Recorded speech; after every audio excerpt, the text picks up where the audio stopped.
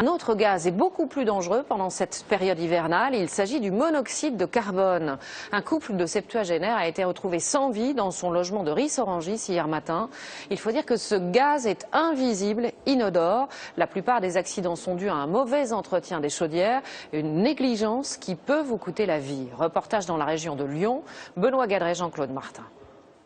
À 94 ans, Félicie Durand est une dame encore très alerte. Il y a quelques jours, sa chaudière lui a joué un drôle de tour. Quel était le problème avec la chaudière? Un gicleur qui était bouché. Mauvaise combustion, dégagement de monoxyde de carbone. La vieille dame qui jouait aux cartes avec 3 amis n'a pas compris ce qui lui arrivait. Qu'est-ce que vous avez ressenti ce jour-là? Les jambes qui me flageolaient, moi. Mais la dame, là, elle s'endormait qui était à côté de moi.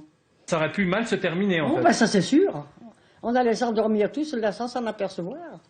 D'accord. À quel nom, s'il vous plaît, madame? Heureusement, Félicie Durand et ses amis ont été pris rapidement en charge par les pompiers avant d'être hospitalisés. Dans cette caserne de Lyon, ce type d'intervention est récurrente en hiver. Le monoxyde de carbone est très dangereux car il est incolore, inodore et non irritant. Alors les premiers signes d'une intoxication au monoxyde de carbone, ça peut être tout simplement la fatigue, une fatigue chronique, ça peut être des vertiges, des nausées, et puis malheureusement selon la concentration et le temps d'exposition de la personne à ce gaz, ça peut être une perte de connaissance qui peut être rapide. Les accidents sont souvent liés à un dysfonctionnement d'une chaudière. Bonjour. C'est la raison pour laquelle un entretien annuel est obligatoire. Le technicien doit s'assurer de la bonne combustion du brûleur. Il doit traquer une éventuelle fuite de monoxyde de carbone. En France, on estime que 20 à 30% des chaudières ne sont pas entretenues.